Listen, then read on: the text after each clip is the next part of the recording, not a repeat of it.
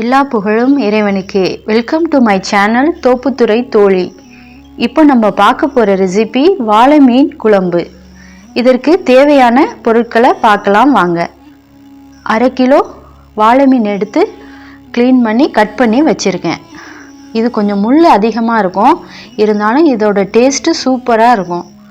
நீங்கள் இதை கிடைச்சா சமைச்சு பாருங்கள். தக்காளி 2, 7 பூண்டு, 7 சின்ன வெங்காயம் தட்டி வச்சுருக்கேன், 2 பச்சை மிளகாய், 100 வெண்டைக்காய் கட் பண்ணி வச்சுருக்கேன்.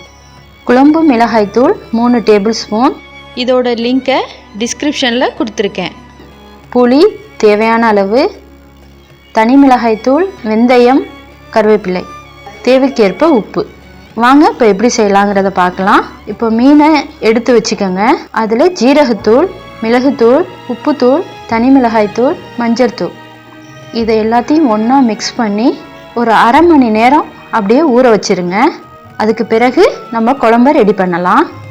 இது கொஞ்சம் அந்த மீனோட மிக்ஸ் பண்ணி இருந்தால் தான் அந்த டேஸ்ட்டு நல்லாயிருக்கும். கொஞ்சம் அதில் உப்பு காரம் எல்லாம் அதில் சேர்ந்துருக்கும். அதனால தான் இதே மாதிரி ஃபுல்லாக எல்லா பக்கமும் படுற மாதிரி நீங்கள் பிரட்டி வச்சுருக்கணும்.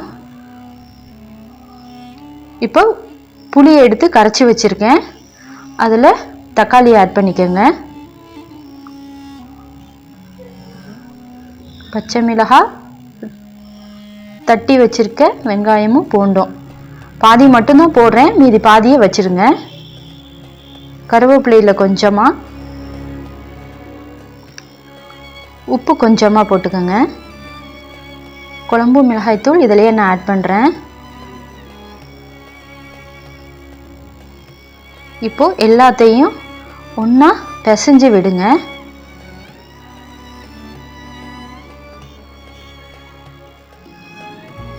இப்போ வாங்க ஸ்டவ் ஆன் பண்ணி பாத்திரத்தை எடுத்து வச்சுக்கலாம். நான் இன்றைக்கி மண் சட்டியில் தான் குழம்பு வைக்க போகிறேன். நான் எப்போதுமே குழம்பு மண் சட்டியில் தான் வைப்பேன். நீங்கள் அதில் செஞ்சு பாருங்கள், அதோட டேஸ்ட்டே வேறு மாதிரி இருக்கும். ஆயில் ஆட் பண்ணிக்கலாம்.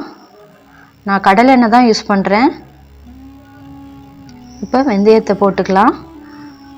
வெந்தயம் நல்லா பொரிஞ்சு வரட்டும்.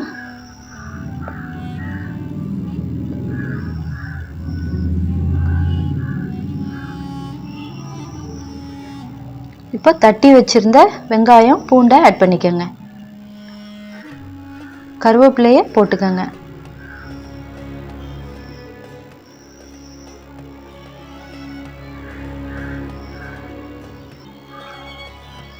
தனி மிளகாய்த்தூள் ஆட் பண்ணிக்கோங்க.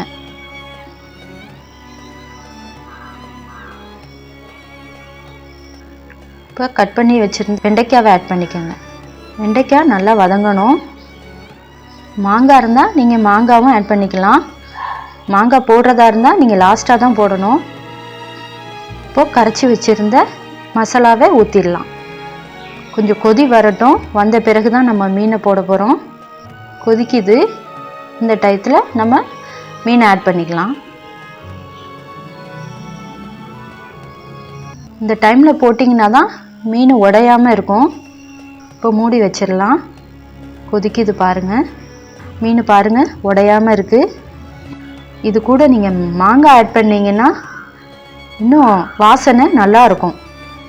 ரெடி ஆகிடுச்சு பாருங்கள் நம்மளோட வாழை மீன் குழம்பு. இந்த ரெசிபி உங்களுக்கு பிடிச்சிருந்தா லைக் பண்ணுங்கள், ஷேர் பண்ணுங்கள், சப்ஸ்கிரைப் பண்ணுங்கள்.